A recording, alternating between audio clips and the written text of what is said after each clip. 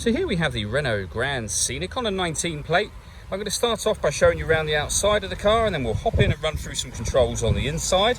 But from the outside, you can see it's a 5-door car with alloy wheels. Let's start off inside the boot and then work our way around the rest of the car from there. So as we approach the boot, you can see we have reversing sensors. Currently, all 7 seats are in place. So this is the amount of boot space you have as a 7-seater. If I fold the 2 rear ones down, you'll see how much boot space we have as a 5-seater. And as you can see, that increases by quite a bit. Okay, so we're just going to work our way back round to the front of the car, and then we'll hop in and run through some controls on the inside. But now that we've done a full circle of it, you can see it's in excellent condition the whole way round. Just briefly before we climb in, I think it's where we'll see the interior from this exterior point of view. There's plenty to run through on the dashboard, so let's hop in and we'll do that now. Now that we're inside the car, we're going to start with the dials. In the centre, we've got the digital readout for the speedometer and the rev counter. The rev counter is the white line.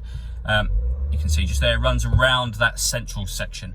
Also in there, we have the total miles for the car, which are 15,245. On the right-hand side, we have the fuel gauge. If we back out to the steering wheel, we have controls for cruise control on both sides. We've also got stereo controls and phone controls. The phone controls can only be used after you've paired up the phone, and that is done over on the touchscreen just here. You can see that we've got satellite navigation as well. There's a full video that shows how this works on both our website and also on our YouTube channel. You can go back to the home screen by hitting that button just there, and that is where you can access, amongst other things, your music. And you'll see we've got digital radio, it's showing just there, but we also have FM and AM as well. If you want to listen to your own music, you can do, and you can do that by plugging in various devices and also streaming your music wirelessly via Bluetooth audio as well. So plenty of ways to listen to your music in this car. We have that button there, which takes us to a kind of a main menu, and that is where you can access your own music. And you can see, if we hit media, the various different ways in which you can listen to your own, and they include streaming music wirelessly via Bluetooth audio. If I put the car into reverse, we have parking sensors, of course, but we also have a visual guide, front and rear, showing us how near we are to the various objects that we are either reversing towards or driving forwards towards. Working our way down, we have the dual zone climate control, so you can adjust the temperature, and the temperatures will show here and here for both passenger and driver. Fan speed up and down from here. You can determine what direction you'd like the air to be distributed in. That button shows the air conditioning is on, so off, back on again.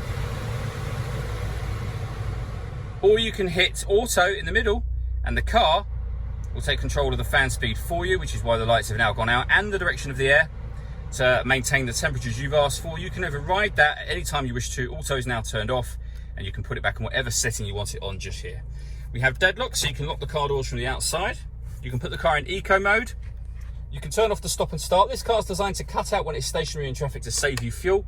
I've just turned that system off.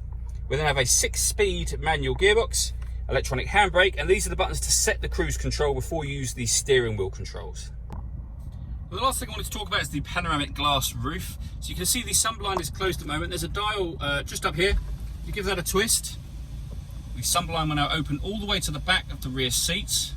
And as you can see, that lets in a huge amount of extra light.